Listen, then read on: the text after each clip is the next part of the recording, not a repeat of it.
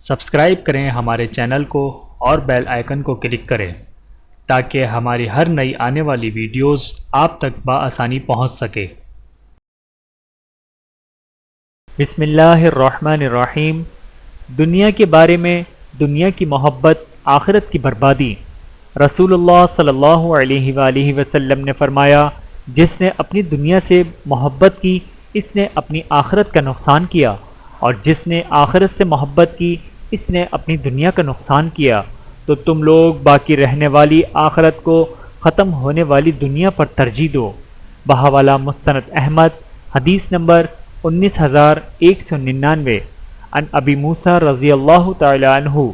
اللہ تعالی ہم سب کو حدیث مبارکہ پر عمل کرنے کی توفیق عطا فرمائے، آمین ثم آمین۔